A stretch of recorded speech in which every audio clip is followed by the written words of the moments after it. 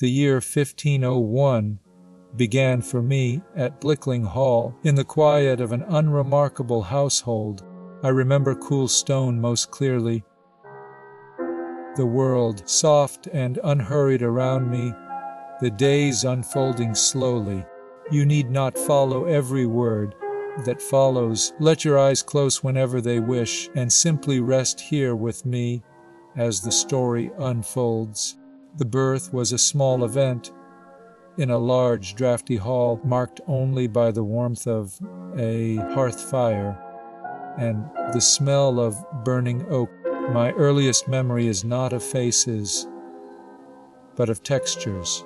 The rough weave of a heavy tapestry hanging against the cold wall, the soft flicker of candlelight dancing across the floorboards, and the deep silence that settled over Norfolk when the wind died down. There was no rush then. The days stretched out like long shadows in the afternoon sun, filled with the simple rhythm of breathing and the distant sound of a bell tolling for vespers. I learned the shape of the world through touch before I knew its name. The smooth wood of a chair, the cool surface of a stone window ledge, the soft fur of a dog resting by the fire. These sensations were the only things that mattered in those early years. The air inside the hall was thick with the scent of beeswax and dried herbs, a smell that clung to the clothes and the hair. Outside, the landscape of Norfolk lay flat and green, a vast expanse of fields and hedgerows that seemed to go on forever. The sky was often gray, but the light that filtered through the clouds had a gentle quality, softening the edges of the trees and the distant hills. I grew up in a house where the walls seemed to hold the quiet of centuries. The stone was always cool to the touch, even in the height of summer, and the floors creaked softly under the weight of footsteps.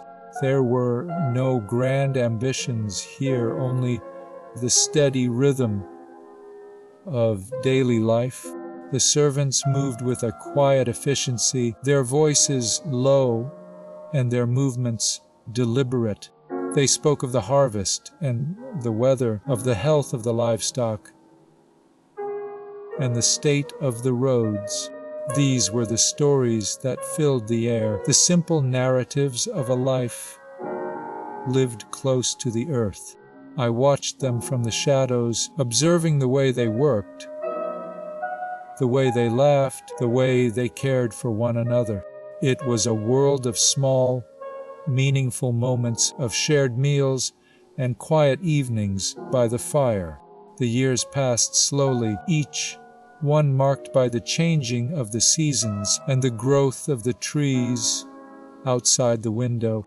One surprising fact from that time remains clear in my mind. In the early 16th century, the average life expectancy for a child born into a noble family in England was roughly 35 years, yet many who survived their first decade lived well into their 50s or 60s. This knowledge does not bring fear, only a sense of the preciousness of the time that was given. The days were long and full of light, and the nights were deep and restful. There was no need to rush, no need to worry about what lay beyond the horizon. The world was small and contained, a place where every sound was familiar and every face was known. The tapestry on the wall depicted a hunting scene, with figures moving gracefully through a dense forest. The colors were muted, the greens and browns blending together in a harmony that soothed the eye. The intricate threads captured the texture of leaves and the soft fur of a stag, creating a sense of peaceful stillness. that seemed to hold the room in a gentle embrace. A gentle breeze seemed to rustle the painted branches in the mind of the observer, bringing the image to life with a quiet, internal movement. The craftsmanship of that tapestry reflected the patience and skill required to create such enduring works of art. It existed in the same era as the diplomatic exchanges between kings, yet it stood apart from the political turmoil of the court. The tapestry hung silently, preserving a memory of a time when diplomacy was conducted through gifts and meetings. Its colors had faded slightly with the passage of centuries, yet the image remained clear. The scene invited the viewer to imagine the calm before the storm that eventually engulfed the queen. The forest in the tapestry offered a sanctuary from the harsh realities of royal life.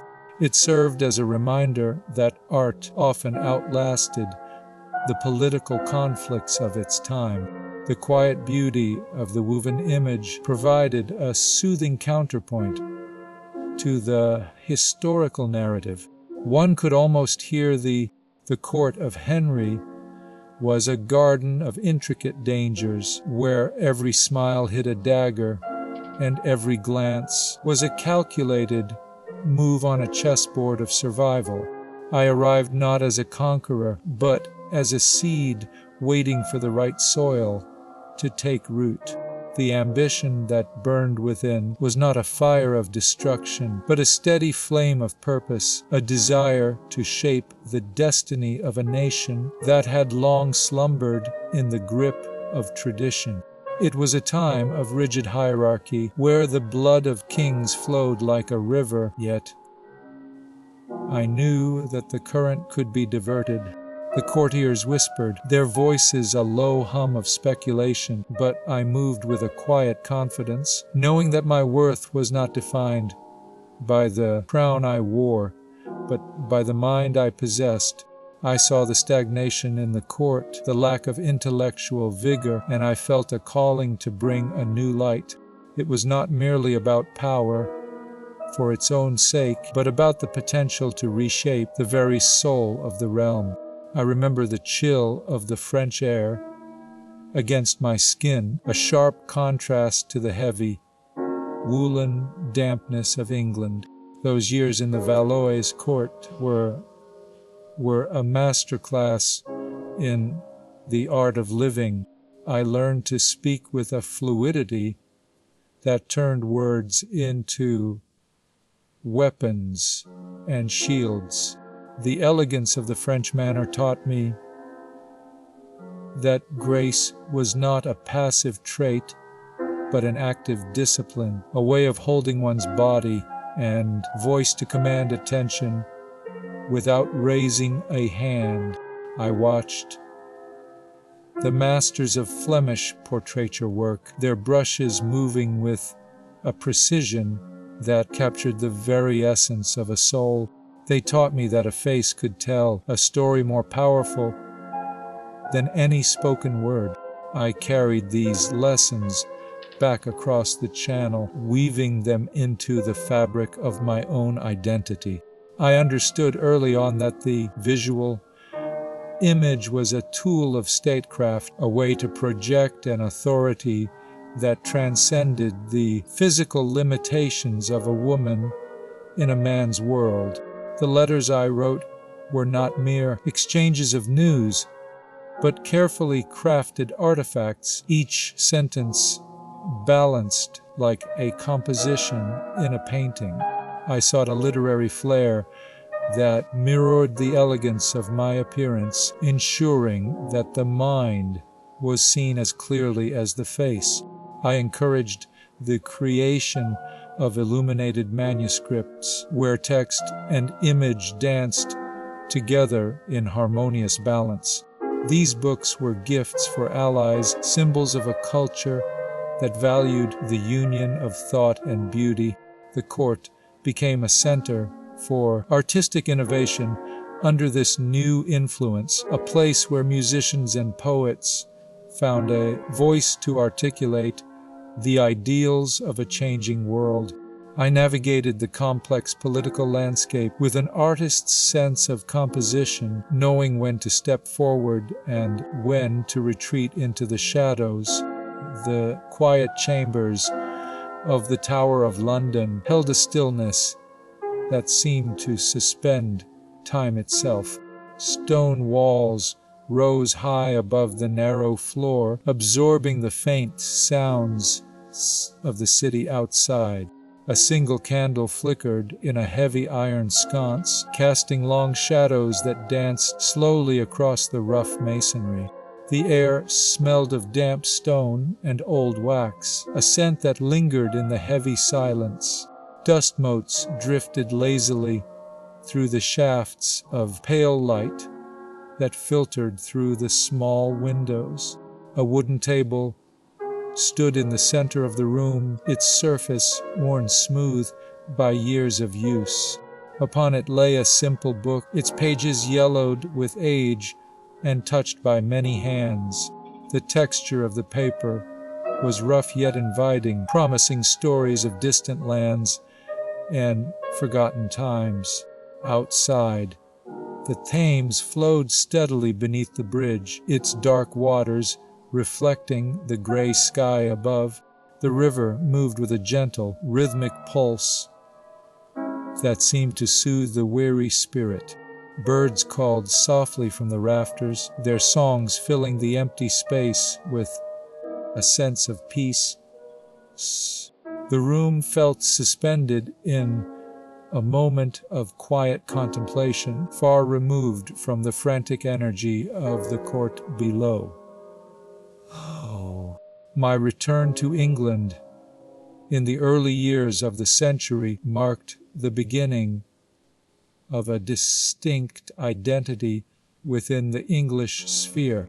I initially intended to marry my cousin James Butler, but those plans were set aside as the tides of fate shifted. This period of transition allowed me to refine my own style within the English court. I began to collect books and artworks that reflected my continental tastes and intellectual interests. My library grew to contain works by humanist scholars who emphasized the importance of classical learning.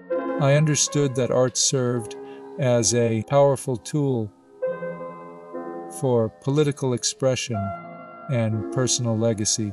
I commissioned portraits that presented me as a learned and sophisticated queen rather than a mere consort.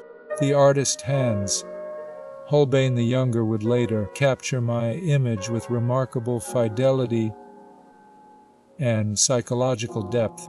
He worked under my direct influence to create an iconography that emphasized intelligence and resolve.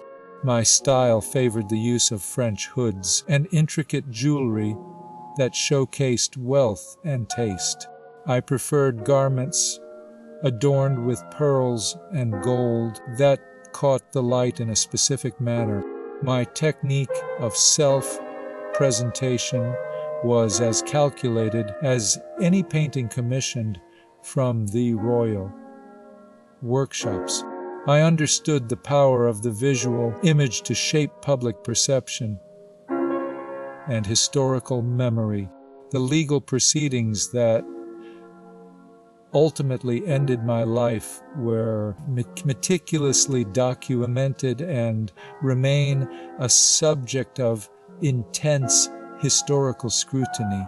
I stood trial on a May morning in 1536 within the imposing walls of the Tower, a location that had witnessed many such dramatic and tragic events. The charges brought against me were staggering in their severity, alleging adultery, incest, and high treason against the crown. These accusations claimed that I had seduced 5 men, including my own brother, George Boleyn, Lord Rochford. The narrative constructed by my accusers was designed to dismantle my reputation and justify my removal from the throne. Thomas Cromwell, the principal advisor to Henry and the architect of the English Reformation, orchestrated the entire legal process and the subsequent destruction of the Queen. His role was central to the unfolding drama as he managed the evidence and the witnesses to ensure a conviction. The trial jury included my former fiancé, Henry Percy, and my own uncle, the Duke of Norfolk, creating a situation of profound personal conflict for those seated in judgment. This hand-picked jury of political enemies condemned me to death, marking one of the most chilling episodes in the history of the English monarchy. The sentence was carried out with a quiet efficiency that belied the magnitude of the event, as I faced my end with a composure that surprised many observers. Diplomatic relations during my reign also produced significant documents that illustrate my role on the international stage. In the autumn of 1532, Francis I of France invited me to a meeting with Henry, a gesture that signaled his support for the king's divorce from Catherine of Aragon. This invitation was a crucial moment in the diplomatic maneuvering that preceded my marriage to Henry, as it legitimized my position in the eyes of foreign powers. Catherine of Aragon did not attend this meeting, highlighting the shift in favor that had occurred within the French court. The correspondence surrounding this event reveals the careful calculations made by both the English and French courts. I have read the accounts of my life in countless books, plays, and films that explore the Tudor dynasty. These modern interpretations often focus on my humanity and the tragedy of my short life. My story continues to resonate with audiences who seek to understand the nature of power. The debate over my character persists. The salt air of the French coast had a sharp, clean bite that cleared the mind of English fog and damp. I remember walking through the gardens where the hedges were trimmed on their end with a geometric precision that felt alien to the wilder English estates. The French masters taught me to see the world in layers of shadow and light, not as a flat surface, but as a deep, breathing space. My eyes learned to track the subtle shifts in a face, the way a slight turn of the head could change a whole expression. This was a language of the eye, spoken without a single word, and I became fluent in it before I ever mastered the tongue of the Valois courtiers. They valued grace above all else, a fluidity of movement that made even the simplest gesture look like a dance. I watched them move through the great halls, their velvet robes whispering against the stone floors, their laughter a soft, controlled sound that never rose to a shout. I learned to speak their language with a rhythm that mimicked the flow of their rivers, smooth and unbroken. The words felt different in my mouth, lighter, more melodic than the sturdy consonants of home.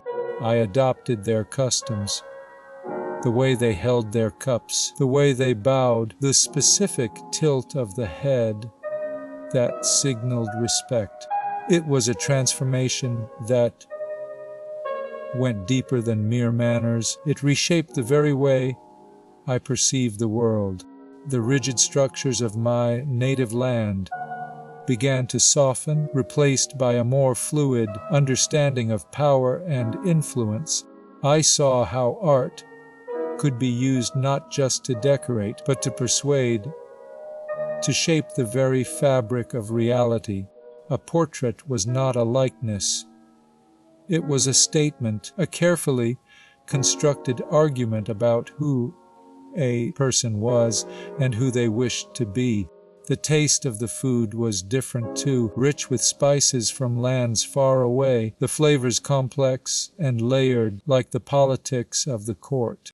I ate with a new awareness, noticing the textures of the bread, the sharpness of the wine, the delicate sweetness of the fruits. These sensory details became part of my education, teaching me that every experience could be refined, every moment could be made significant. The French court was a place of constant performance, where every action was observed and judged, yet there was a freedom in that observation. It forced me to be constantly aware of my own presence, to move with intention and purpose. I learned that silence could be as powerful as speech, that a stillness could command more attention than a loud declaration. One surprising fact I learned during those years was that the French courtiers used a specific type of powder made from crushed pearls to whiten their faces, a practice that made their skin look like polished marble under the candlelight. This detail seemed trivial at the time, a mere curiosity of fashion, but it revealed the lengths to which they would go to craft an image of perfection. It was a reminder that the world we see is often a carefully constructed illusion, a layer of paint over a much more complex reality. I began to understand that my own image was something I could shape, that I was the artist of my own life. I started to collect books and artworks that reflected this new sensibility, pieces that celebrated the human mind and its capacity for reason and beauty. The library became a sanctuary, a place where the noise of the court faded into the soft rustle of turning pages. I read the works of humanist scholars who spoke of the dignity of man and the importance of classical learning. Their words resonated with a deep chord in my soul, confirming what I had felt all along. Art was a tool for political expression, a way to assert one's place in history. I commissioned portraits that showed me not as a mere consort, but as a learned and sophisticated queen. The artist Hans Holbein the Younger would later capture this vision with a fidelity that felt almost magical. He worked under my direct influence, creating an iconography that emphasized my intelligence and resolve. My style favored the use of French hoods and intricate jewelry that caught the light in a specific, calculated manner. I preferred garments adorned with pearls and gold that shimmered with a quiet confidence. The tapestries in the great halls told stories of ancient heroes and mythical beasts, their threads woven with a skill that seemed to defy time. I would run my fingers over the rough wool, feeling the raised patterns of the designs, the subtle variations in color that gave the images life.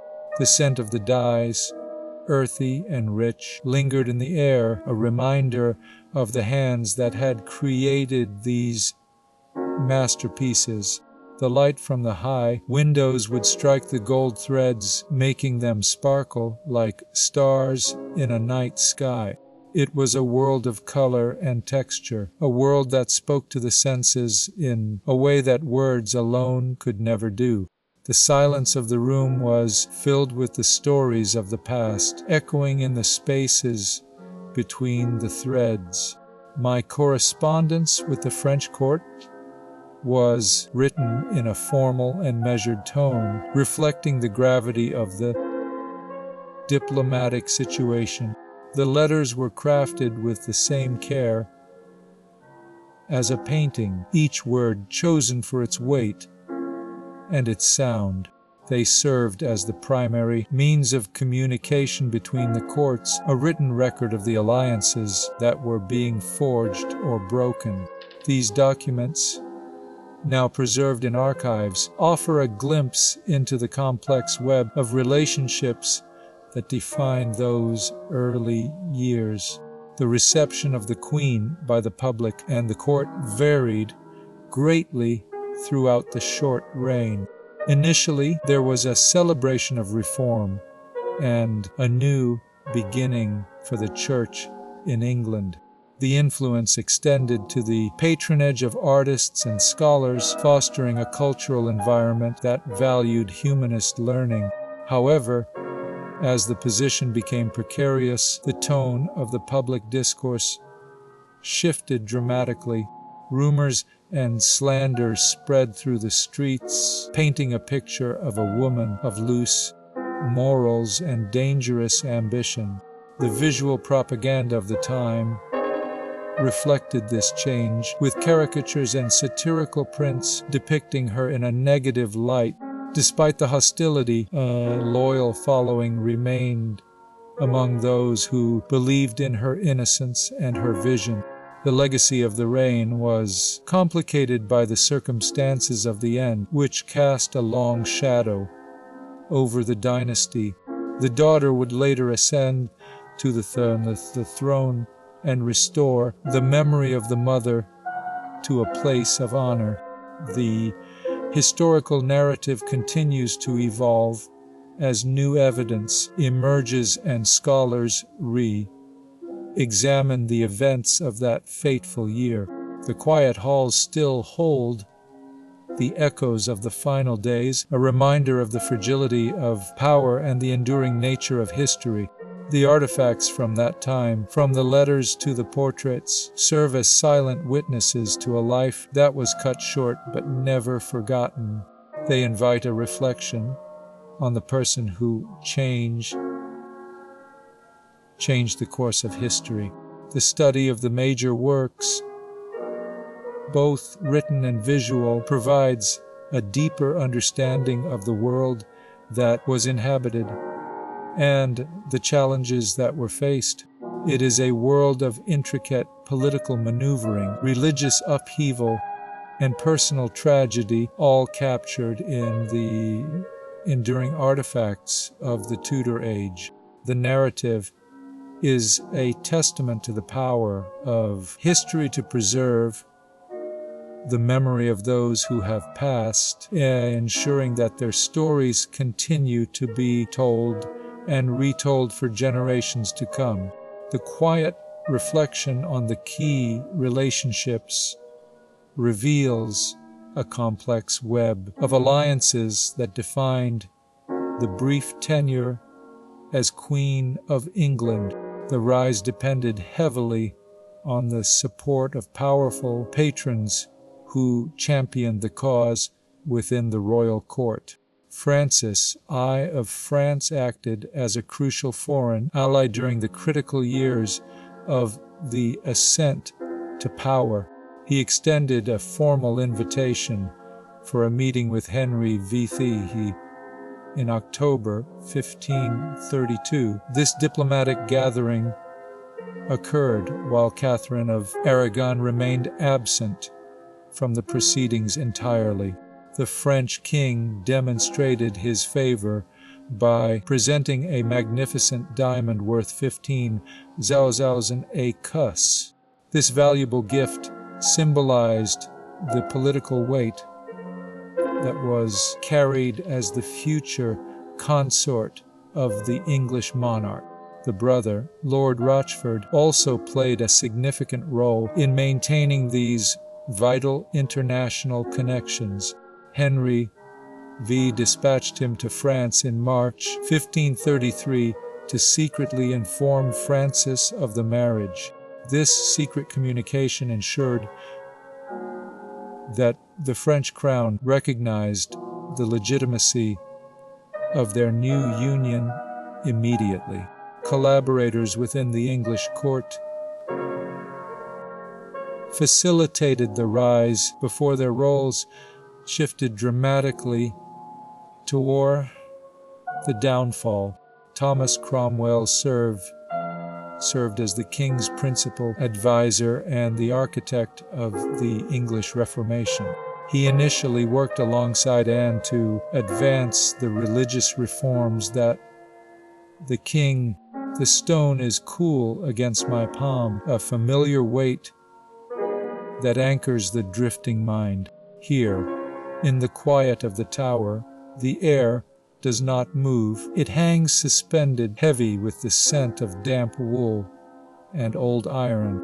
Outside, the Thames murmurs its endless, indifferent song, a sound that has carried kings and queens alike to their final rest.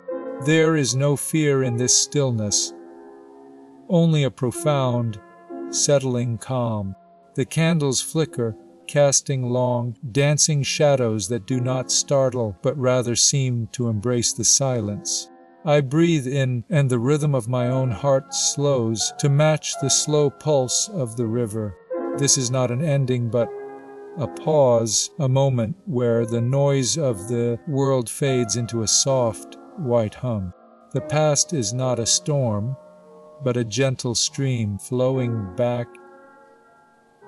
through the corridors of memory, bringing with it the warmth of the sun on the French coast and the sharp scent of ink on parchment.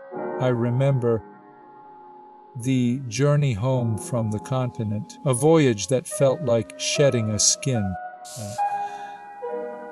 Salt spray of the Channel had hardened my resolve, yet the English air felt thick and stagnant when I first stepped onto the docks. I was no longer the provincial girl who had left, but a woman shaped by the refined manners of a foreign court. The years spent in France had taught me the art of conversation, the subtle dance of wit that could disarm a rival or charm a king. I returned with a mind sharpened by humanist learning and a heart full of new possibilities. The world expected me to marry, to settle into the quiet life of a country estate, to become the wife of a distant cousin named James Butler. The negotiations for this union were drawn out, a slow and tedious process of counting lands and measuring titles. My family hoped this match would heal an old wound in the Butler inheritance, a dispute that had festered for generations. But the plans dissolved before the wedding day, leaving me standing alone in the antechamber of destiny. The cancellation of that marriage was not a defeat, but a redirection. It placed me within the heart of the royal household, serving as a maid of honor to Queen Catherine. The role was one of constant service, yet it offered a front row seat to the machinery of power. I walked the corridors where kings and cardinals moved like shadows, observing the intricate politics that governed the realm. The court was a place of rigid protocol, where every gesture was watched and every word weighed. Yet, within those constraints, I found a way to express a distinctiveness that set me apart. I wore the fashions of France, with their high necks and intricate cuts, drawing the eye wherever I went. My hair was cut short, a style that seemed radical to the English gaze, and I spoke with a confidence that unsettled the traditionalists. The other ladies watched me with a mixture of curiosity and disdain, but I moved through the rooms with a grace that was entirely my own. The air in the great halls always smelled of beeswax candles and dried herbs hanging from the rafters. Sunlight filtered through the stained glass, casting colored patterns upon the stone floors where courtiers walked in silence. It was a world of constant movement, yet it also offered moments of profound stillness where one could observe the changing seasons through the high windows. I learned to read the mood of the court by the tone of the whispers and the tilt of a head. The king's attention was a rare commodity, hoarded and dispensed with careful calculation. When it finally settled upon me, it felt like a sudden shift in the weather, a warm breeze in a cold room. The king sought an annulment from his marriage to Catherine, driven by a desperate need for a male heir and a growing attachment to my person. This pursuit was not merely a matter of the heart, but a political earthquake that would reshape the religious landscape of the nation. The break with Rome was a slow, grinding process, filled with letters and debates that stretched across years. The coronation was a spectacle of gold and silk, a grand ceremony that marked a new chapter in the nation's history. I walked through the streets of London, the weight of the crown heavy on my brow, feeling the eyes of the multitude upon me. The cheers were loud, but they were mixed with a silence that spoke of uncertainty. The people were eager for change, yet they feared the unknown. I was crowned queen in June of 1533, a date that would echo through the centuries. The celebration was brief, a flash of light before the long twilight set in. My reign was short but impactful, defined by the hope of a son that never came. Instead, I gave birth to a daughter, Elizabeth, on the 7th of September. The bells rang across London, signaling the arrival of a new heir, though the hope for a male successor lingered in the king's heart like a shadow. The baby was healthy, her cry strong and clear, a promise of a future that I would not live to see. The atmosphere in the court began to shift as the months passed. The initial celebration gave way to a growing unease, a tension that could be felt in the tightness of the air. Rumors began to circulate through the streets and the halls, whispering tales of my character and my past. The visual propaganda of the time turned against me, with caricatures and satirical prints depicting me as a woman of dangerous ambition. The support that had once been so strong began to erode, replaced by a chorus of accusations and slander. I watched as the king's affection turned to coldness, his eyes hardening with a look I had never seen before. The political alliances that had been built so carefully began to crumble, leaving me exposed to the winds of fortune. The letters that had once been exchanged with care now spoke of betrayal and treason. The web of relationships that had defined my queenship was unraveling thread by thread until nothing remained but the cold stone of the tower. The quiet chapel in the tower still holds my memory in its ancient stones. Visitors walk softly over the floor where I once stood in prayer, their footsteps echoing in the empty space. The history of England is inextricably linked to my brief but impactful reign, a story that continues to be told in museums and universities. The narrative of my life remains a vital part of the national heritage, offering lessons on the dangers of court intrigue and the cost of ambition. My name is spoken with respect and curiosity by those who study the past, a figure of enduring fascination and scholarly inquiry. The legacy I left behind is complex, contested, and undeniably significant for all time. I transformed the religious landscape of England and altered the line of succession permanently.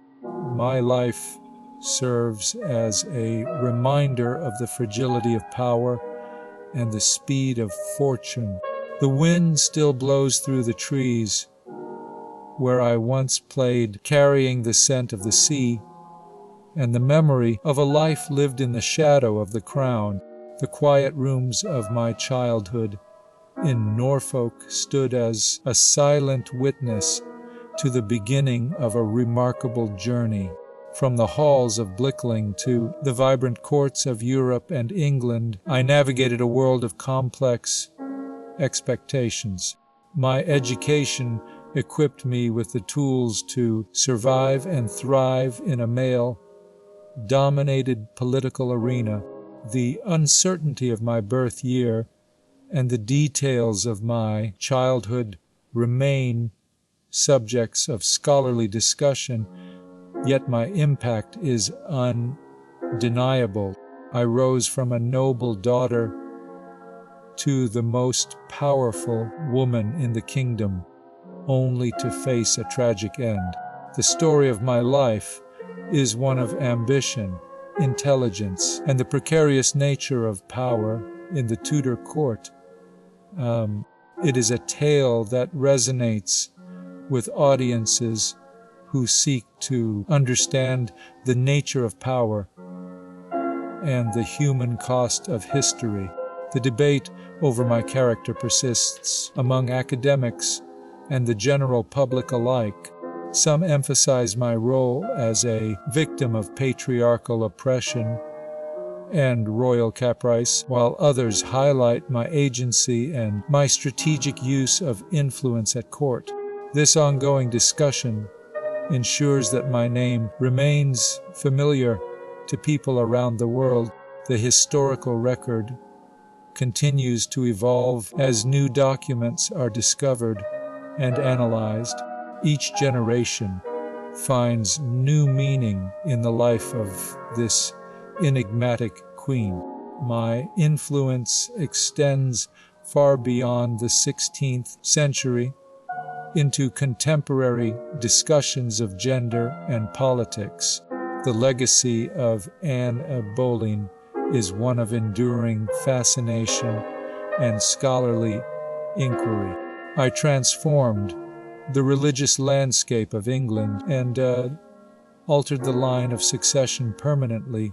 My life serves as a reminder of the fragility of power and the speed of fortune.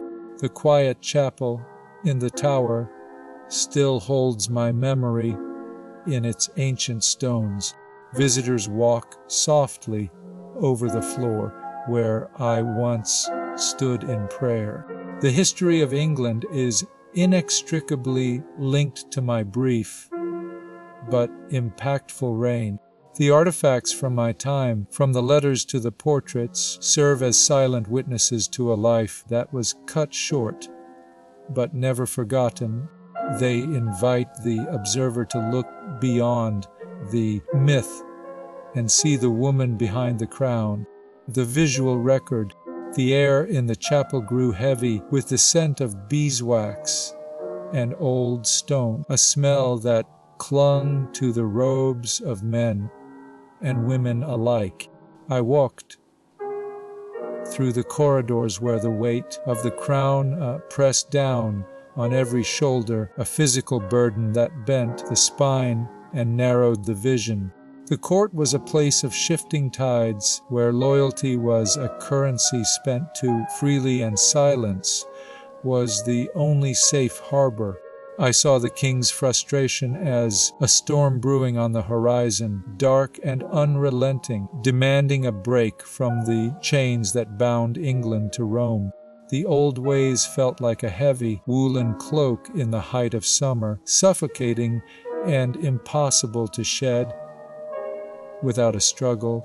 I spoke of a new path, one where the word of God could be read in the tongue of the people, not locked away in Latin by the clergy.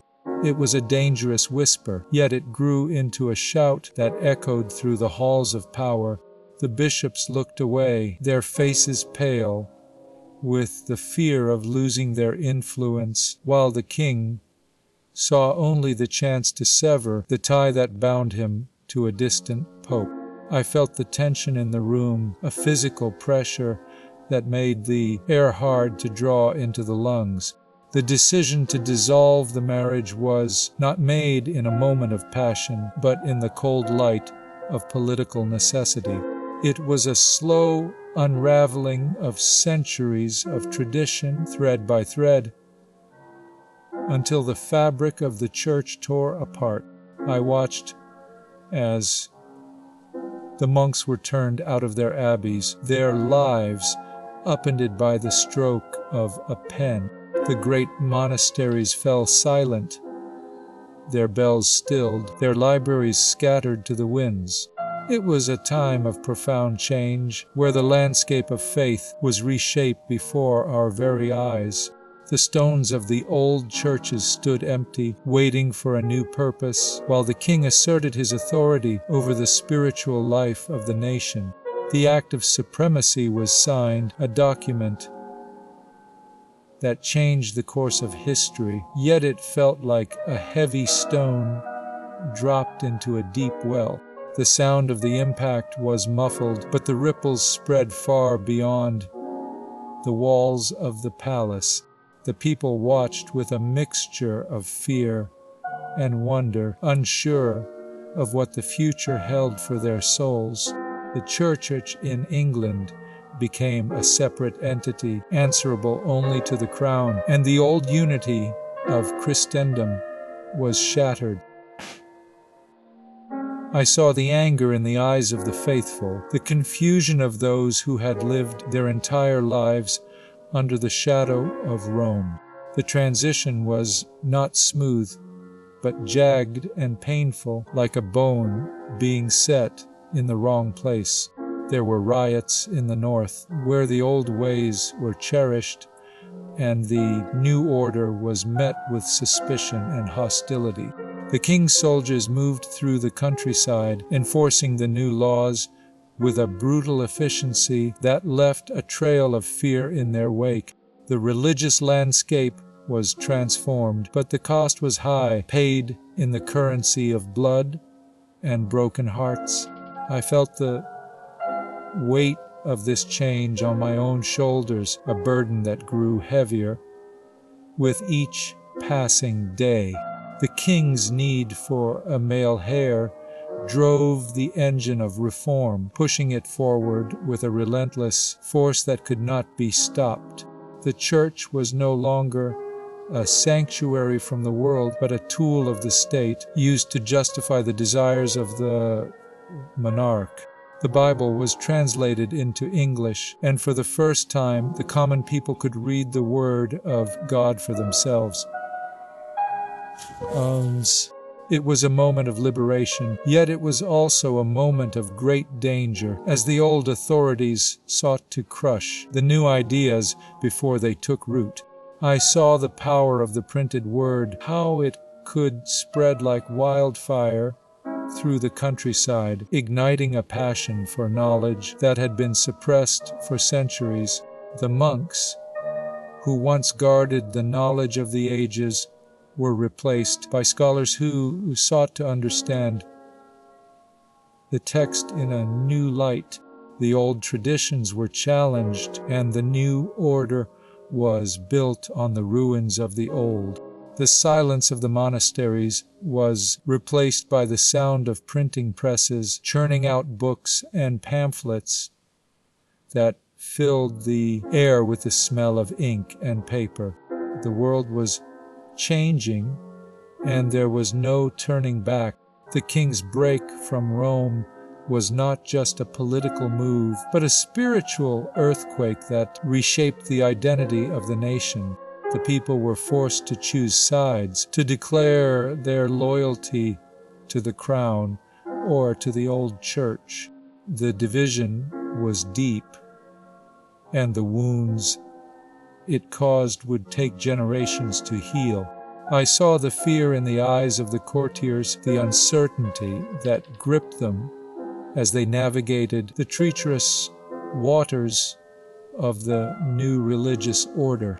The king's will was the law, and anyone who stood in his way was swept aside with ruthless efficiency.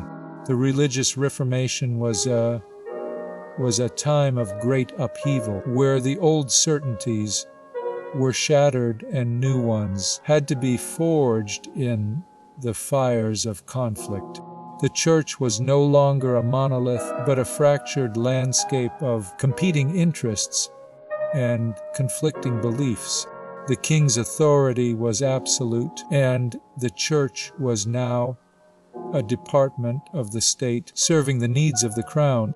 The old bishops were replaced by men who were loyal to the king, men who understood the new order and were willing to enforce it.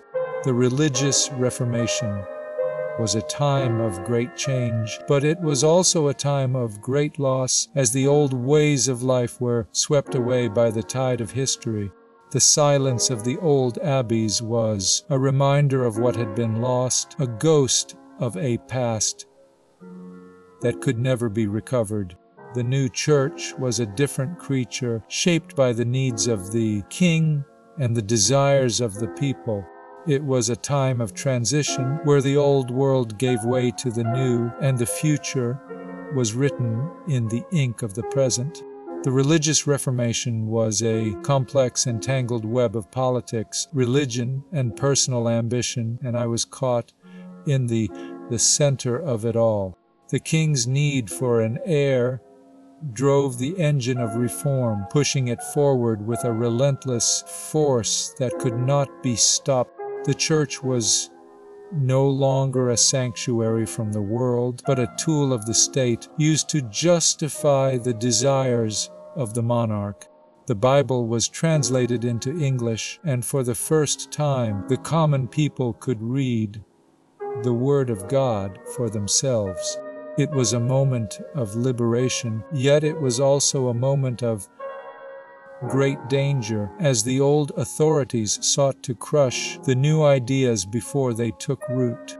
I saw the power of the printed word, how it could spread like wildfire through the countryside, igniting a passion for knowledge that had been suppressed for centuries.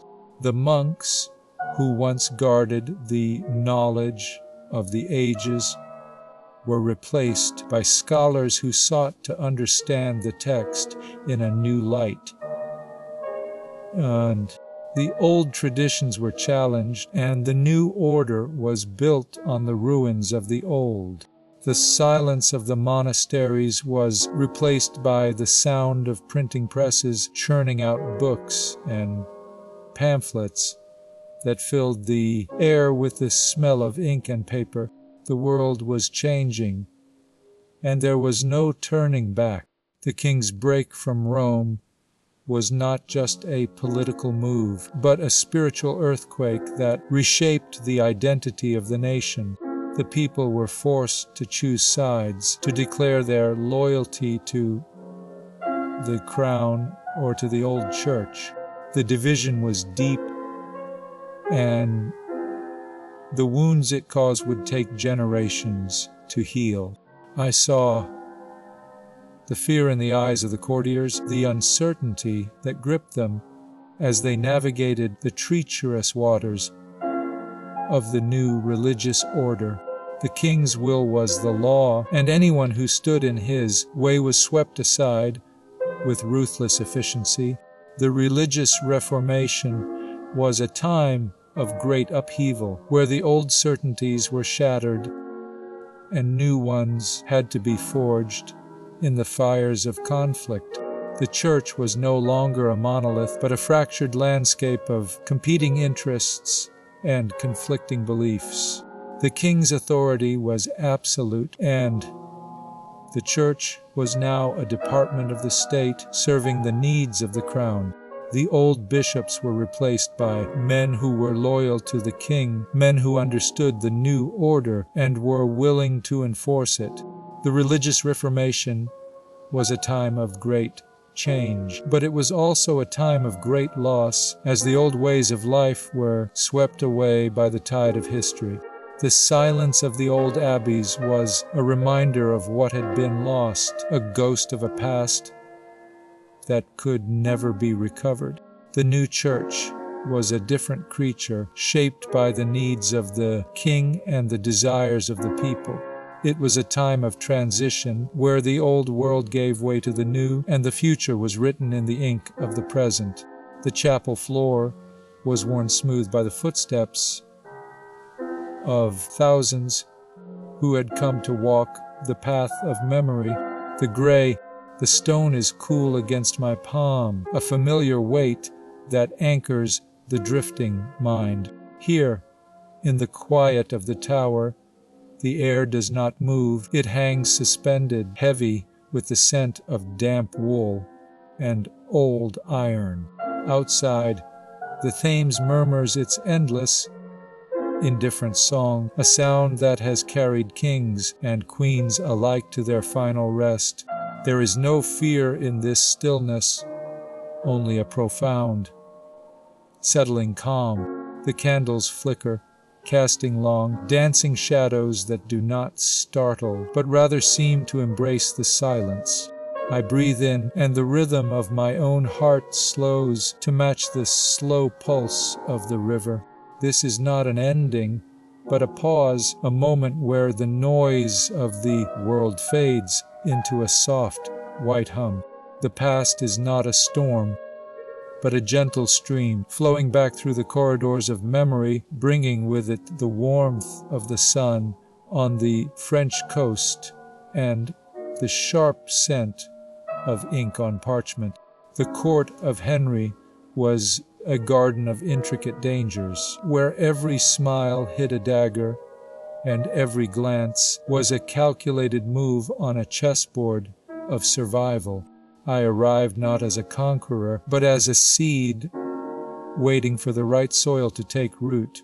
The ambition that burned within was not a fire of destruction, but a steady flame of purpose, a desire to shape the destiny of a nation that had long slumbered in the grip of tradition. It was a time of rigid hierarchy, where the blood of kings flowed like a river, yet I knew that the current could be diverted. The courtiers whispered, their voices a low hum of speculation, but I moved with a quiet confidence, knowing that my worth was not defined by the crown I wore, but by the mind I possessed.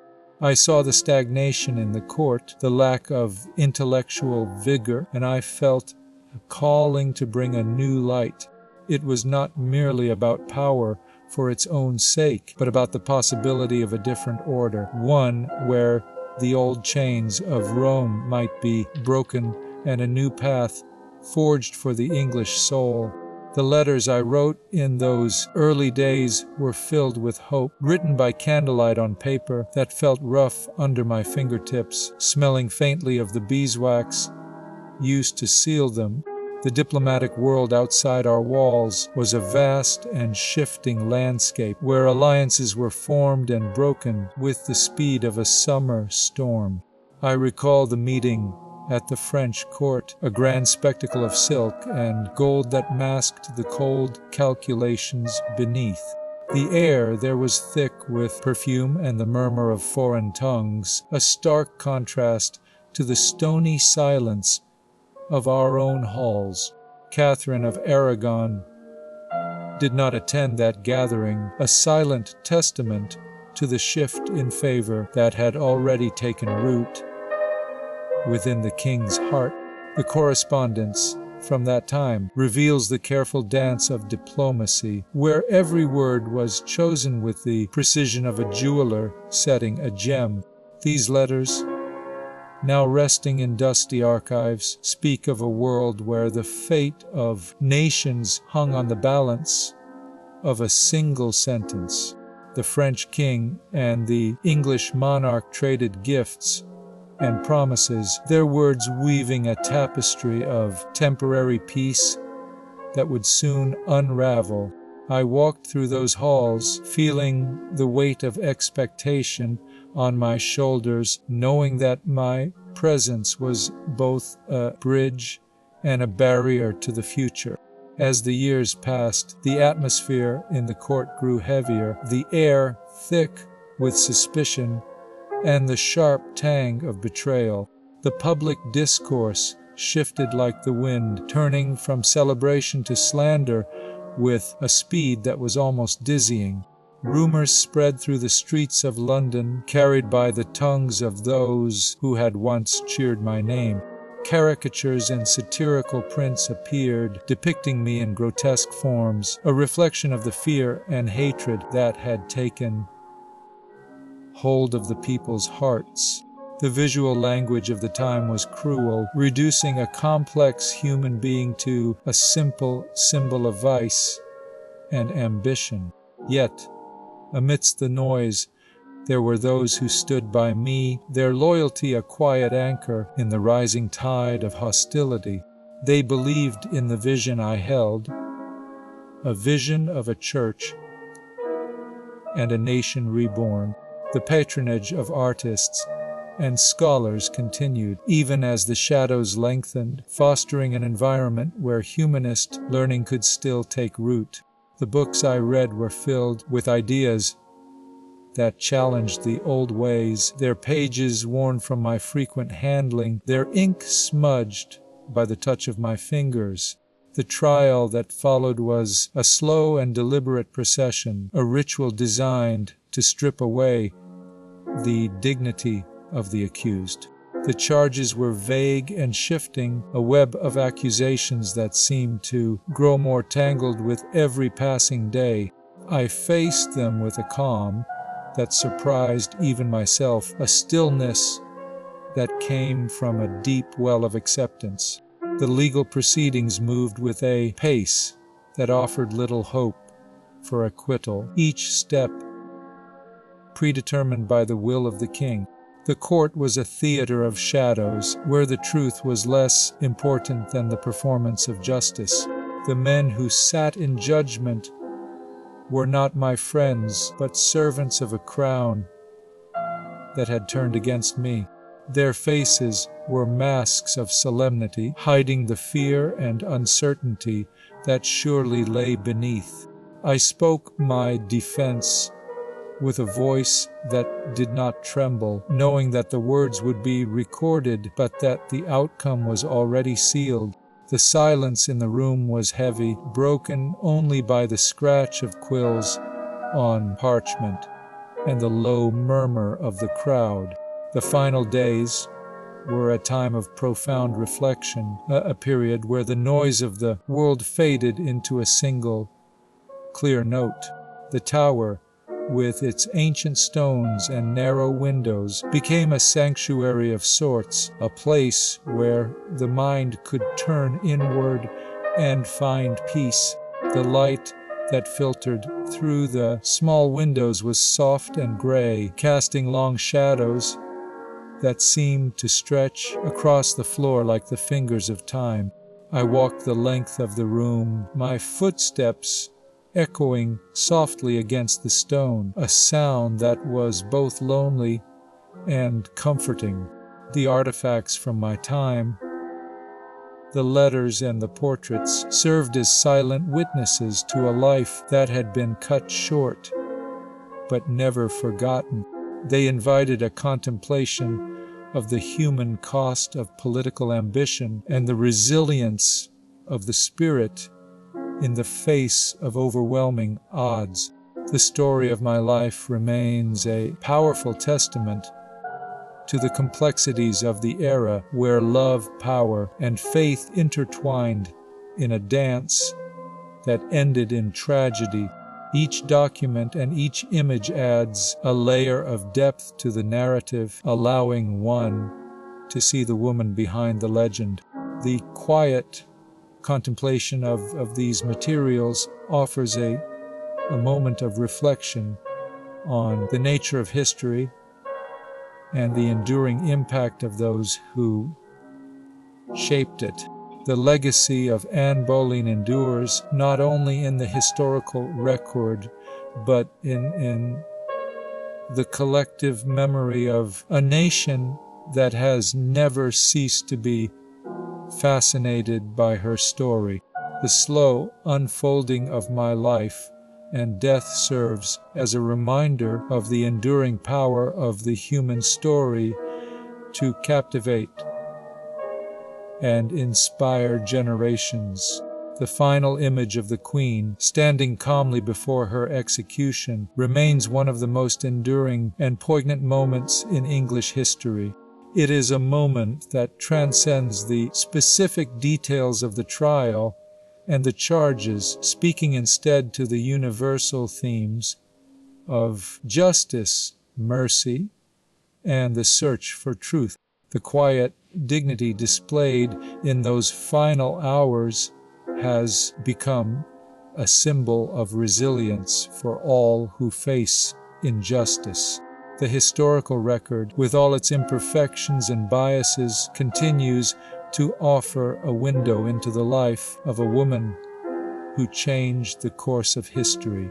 The study of my major works, both written and visual, provides a deeper understanding of the world I inhabited and the challenges I faced. It is a world of intricate political maneuvering, religious upheaval, and personal tragedy, all captured in the enduring artifacts of the past. The debate over my character persists among academics and the general public alike, a testament to the complexity of the human experience. Some emphasize the role of a victim of patriarchal oppression and royal caprice, while others highlight the agency and the strategic use of influence at court. This ongoing discussion ensures that the name remains familiar to people around the world. The historical record continues to evolve as new documents are discovered and analyzed. Each generation finds new meaning in the life of this enigmatic queen. The influence extends far beyond the 16th century into contemporary discussions of gender and politics. The legacy is one of enduring. The stone walls of the tower held a chill that seeped through the velvet gowns and settled deep in the marrow of the bones. I walked the narrow corridors where the air felt thick with the dust of centuries, a silence so profound it seemed to press against the eardrums. The days had dissolved into a gray haze, marked only by the slow march of guards and the distant, rhythmic tolling of bells that signaled the passage of time without purpose. I remember the weight of the silence, heavier than any crown I had ever worn, pressing down on the shoulders with a gentle but unyielding force.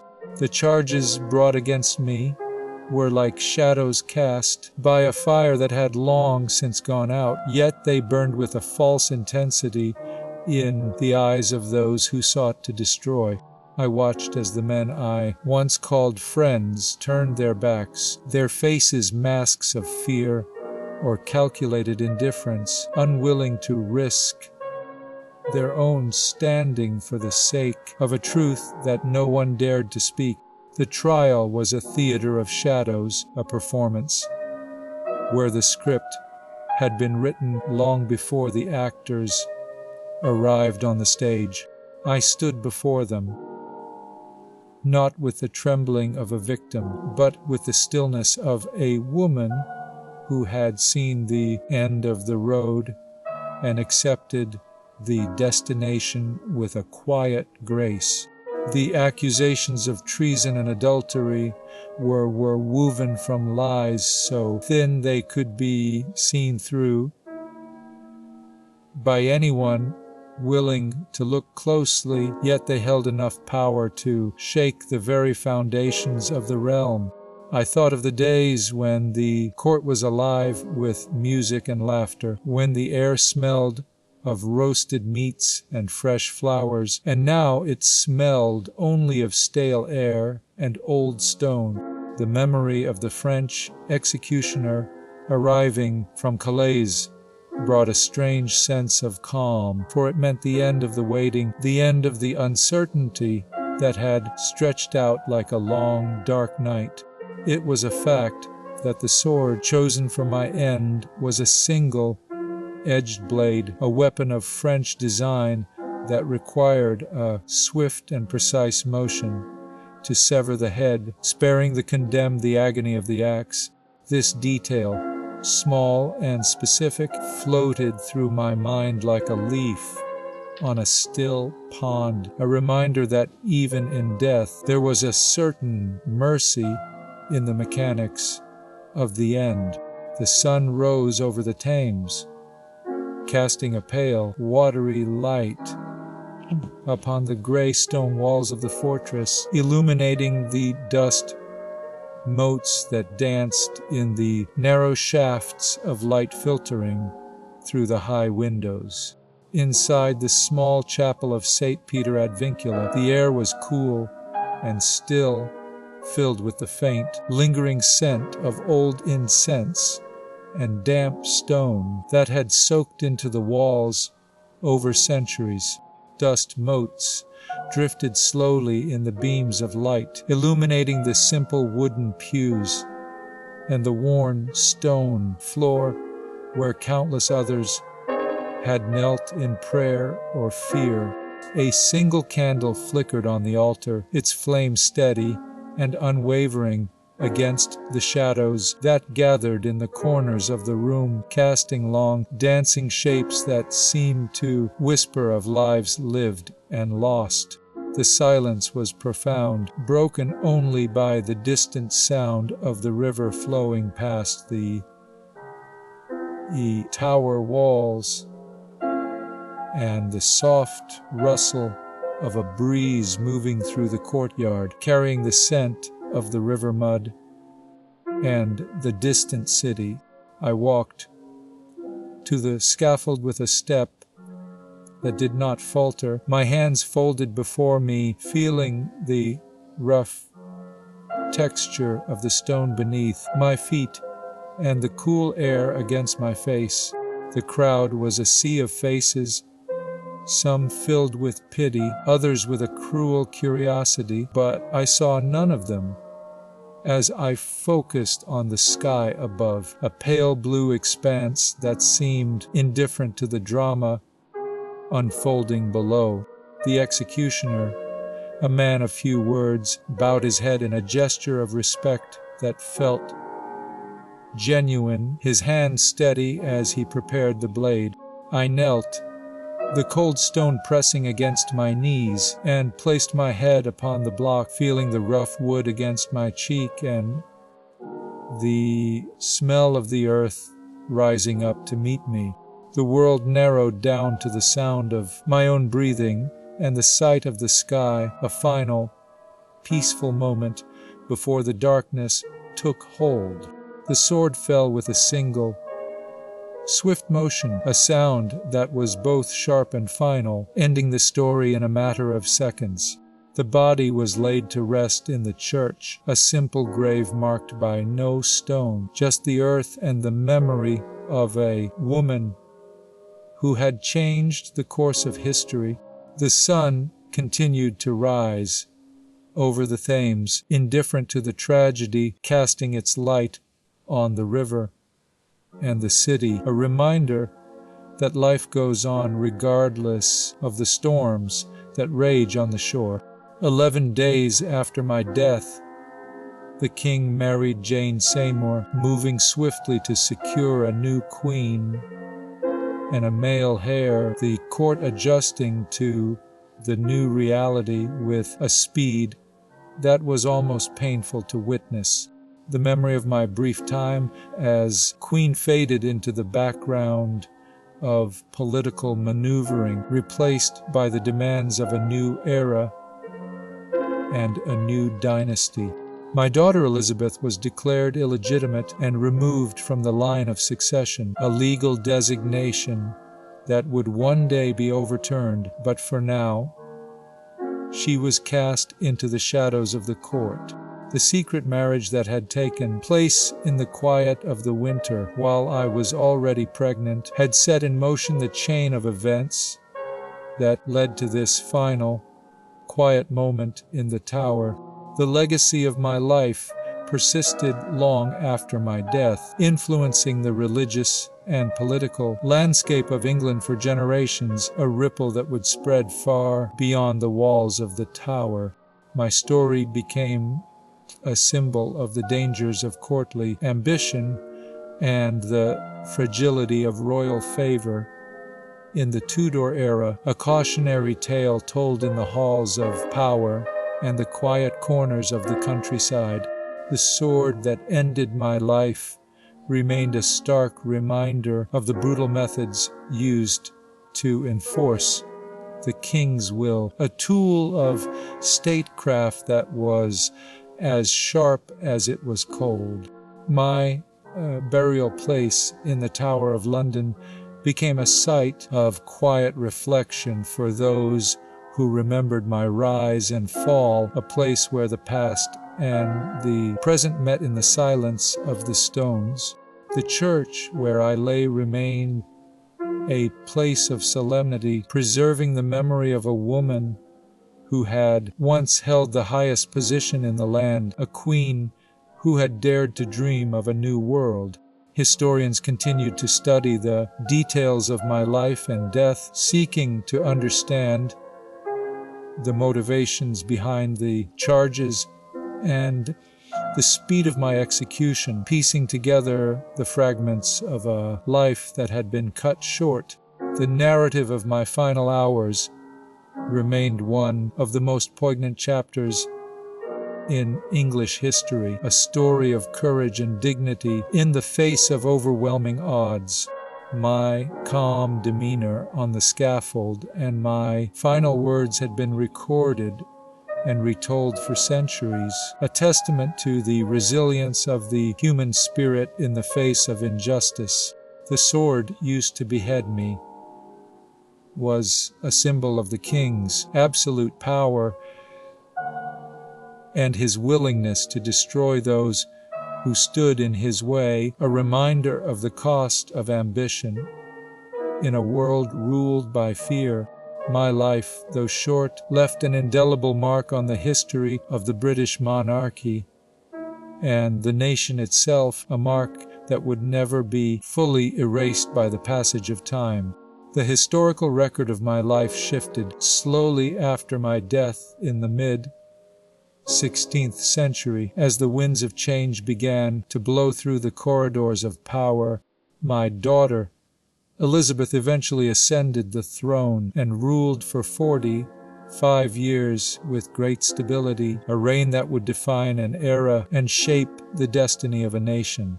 The First Succession Act had previously declared Elizabeth the heir presumptive to the crown, a legal designation that provided a fragile foundation for her future reign. Despite the tragic end of her mother, this legal designation was a testament to the enduring power of blood and the resilience of a family that had weathered the storms of the Tudor era.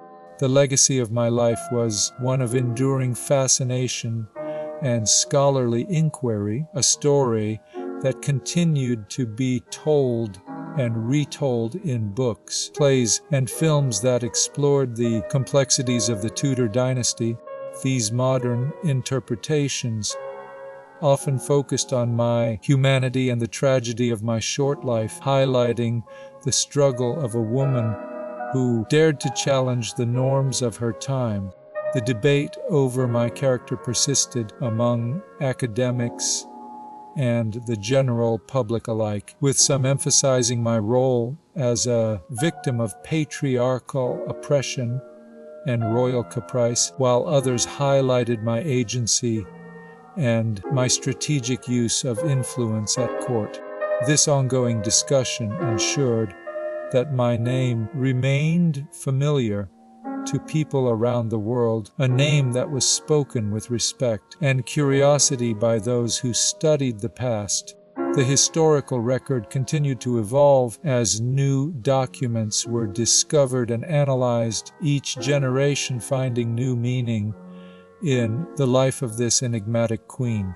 My influence extended far beyond the 16th century into contemporary discussions of gender and politics, a legacy that was complex, contested, and undeniably significant for all time. The quiet chapel in the tower still held my memory in its ancient stones, a place where visitors walked softly over the floor where I once stood in prayer, their footsteps echoing in the silence of the room. The history of England was inextricably linked to my brief but impactful reign, a story that was told again and again in the halls of museums and universities, a vital part of the national heritage. It offered lessons on the dangers of court intrigue and the cost of ambition, a reminder of the fragility of power and the speed of fortune that could turn a queen into a prisoner in a matter of days. My name was spoken with respect and curiosity by those who studied the past, a name that would never be forgotten, a name that would endure long after the stones of the tower had crumbled to dust. The silence that followed the axe was not an end, but a long, slow breath held by history itself. For nearly 2 centuries, the story I lived was told as a warning, a tale of a woman who had bewitched a king and brought ruin upon the realm. Chroniclers wrote with ink stained by bias, painting my face with the dark colors of witchcraft and sedition. They spoke of my death as a necessary cleansing, a purge of corruption from the court of Henry. These words settled over my memory like a heavy gray blanket, obscuring the truth of who I was. The narrative was simple then, a sharp line drawn between the villain and the saint, leaving no room for the complex, breathing human who had walked these halls. I watched from the shadows as generations passed, their minds shaped by the stories they were fed, seeing only a monster or a martyr, never the woman who loved poetry and argued theology. The quiet chapel in the tower still holds the weight of those early years. A single stone slab marks the spot where my body was laid to rest, its surface worn smooth by the touch of countless hands seeking connection. The light here is soft and pale, filtering through small, high windows that frame the sky in narrow rectangles. Dust motes dance in the shafts of light, moving with a slow, rhythmic grace that mimics the turning of the centuries. The air smells of beeswax and damp stone, a scent that has remained unchanged since the day the doors were closed. Shadows stretch across the gray flags, lengthening and shortening with the sun's gentle path, marking time without urgency. No sound disturbs this sacred space except the distant, rhythmic murmur of the Thames flowing beneath the bridge, a constant reminder of the world that moved on without me. Slowly, the darkness began to lift, replaced by a new kind of light.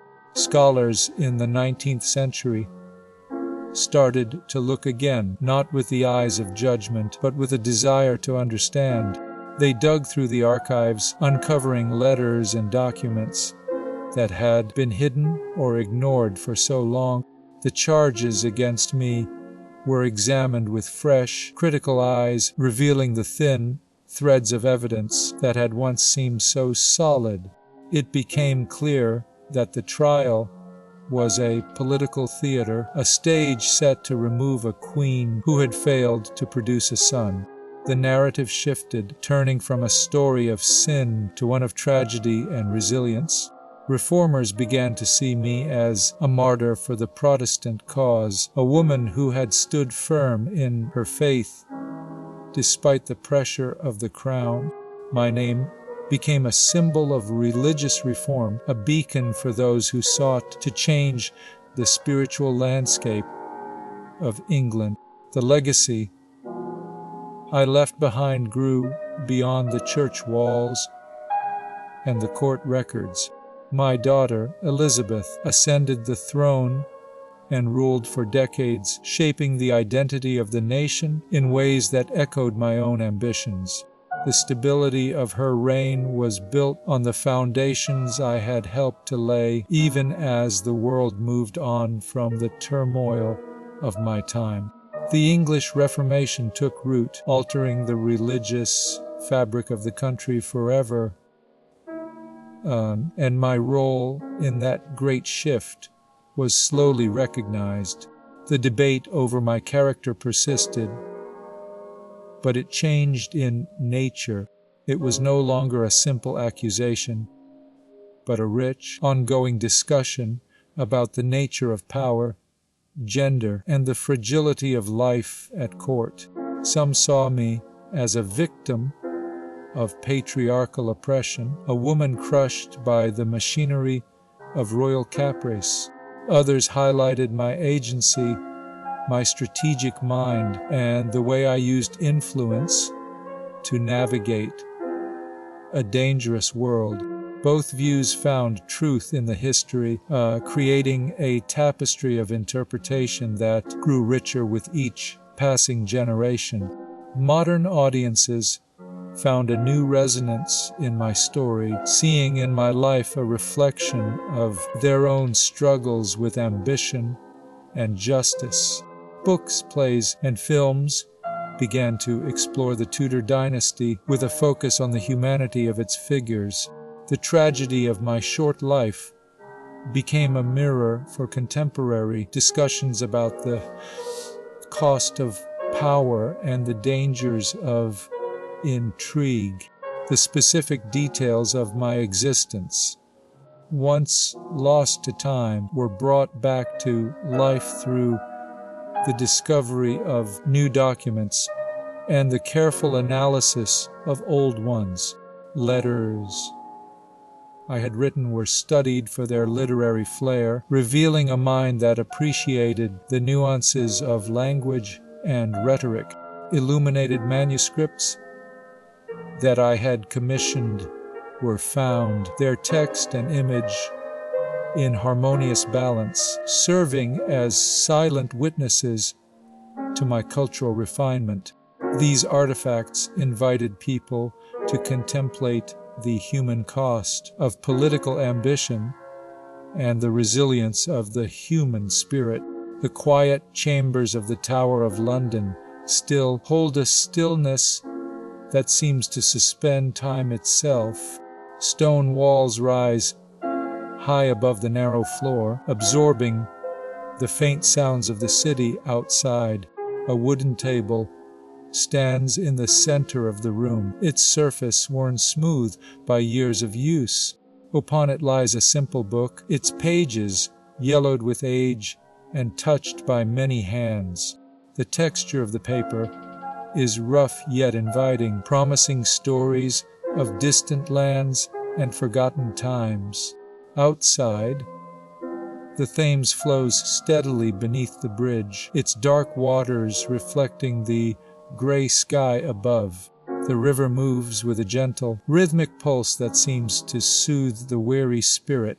Birds call softly from the rafters, their songs filling the empty space with a sense of peace. The room feels suspended in a moment of quiet contemplation, and far removed from the chaos of the past. Today, my name is spoken with respect and curiosity by those who study the past. The legacy I left is complex, contested, and undeniably significant for all time. It is a legacy of enduring fascination, where scholars and the general public alike continue to seek understanding. The historical record continues to evolve with each new generation, finding fresh meaning in the life of an enigmatic queen. My influence extends far beyond the 16th century, touching contemporary discussions of gender and politics. The story of my rise and fall serves as a reminder of the speed of fortune and the fragility of power. It offers lessons on the dangers of court intrigue and the high cost of ambition. The narrative remains a vital part of the national heritage, told again and again in the halls of museums and universities. The final image of the Queen, standing calmly before her execution, has become a symbol of resilience for all who face injustice. It is a moment that transcends the specific details of the trial, speaking instead to universal themes of justice, mercy, and the search for truth. The quiet dignity I displayed in my final hours lives on in the collective memory of a nation that has never ceased to be fascinated by this story. The slow unfolding of my life and death serves as a reminder of the enduring power of the human story to captivate and inspire. The history of England is inextricably linked to my brief but impactful reign, and the memory of the woman who changed the course of history remains a constant, quiet presence in the